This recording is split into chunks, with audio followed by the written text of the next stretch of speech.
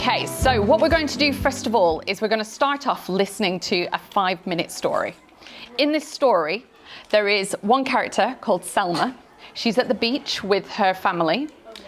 And so what I would like you to do is, as you're listening to the story, I want you to have a think, what emotions is Selma feeling?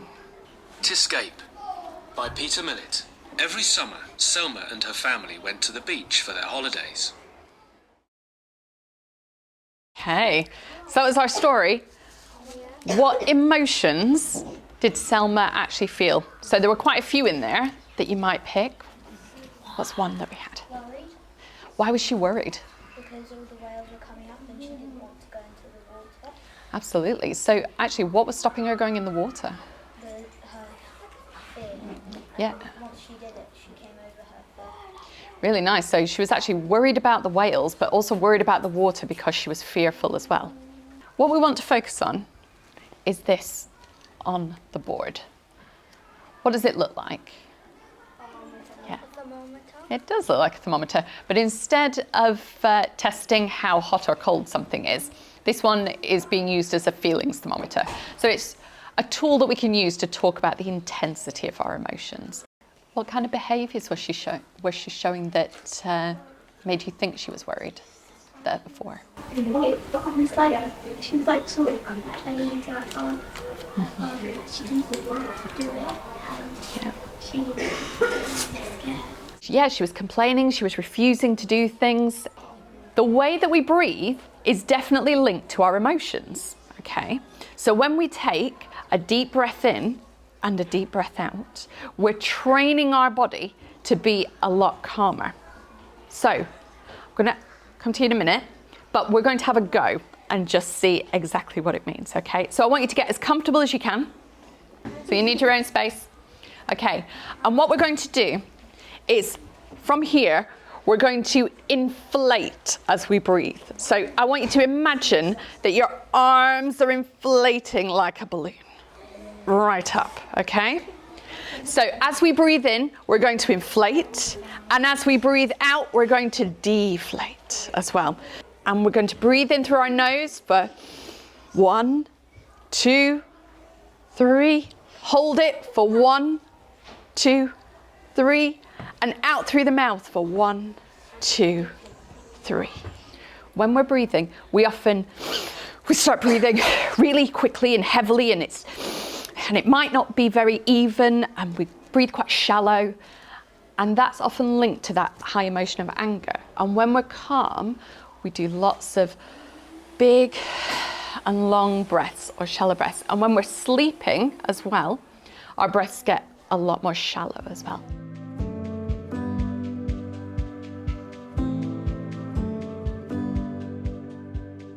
In each group, what you'll find on the tables are instructions. So on one, you will find instructions for grounding.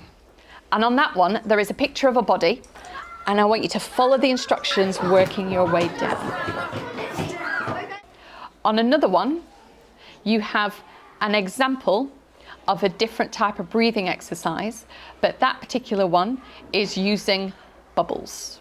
The other one as well is that you will find one with a rainbow on it, and in that one you'll be asked to find an item or thing within the room that you think matches that colour. When we're feeling really overwhelmed or feeling an emotion that's really intense. So we did 3. We're going to go through each of those ones. So first of all was the rainbow grounding.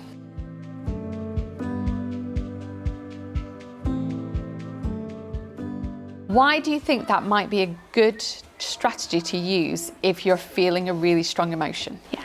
You can calm down, like look around your room or anywhere where you are, and you can just find it. It's quite peaceful.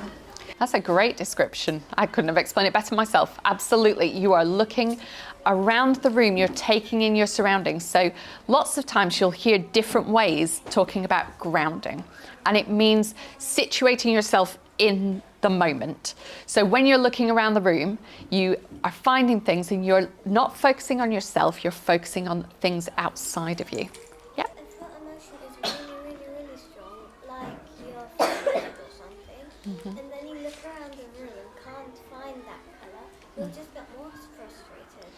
might happen. What could you do instead? If you can't find it within the room, what could you do instead? Yeah, just going for a walk in a green space for around 15 to 30 minutes can actually lower your blood pressure and can calm you down. So it gives you that space to think outside, and to especially be in somewhere that doesn't have walls can really help sometimes, can't it, as well? So yeah, so that's what we mean by rainbow grounding. Yeah, I mean, we're really complex people, aren't we? So our feelings don't automatically get fixed just because we blew some bubbles around. And so you might still feel angry, and then you might want to try another solution instead.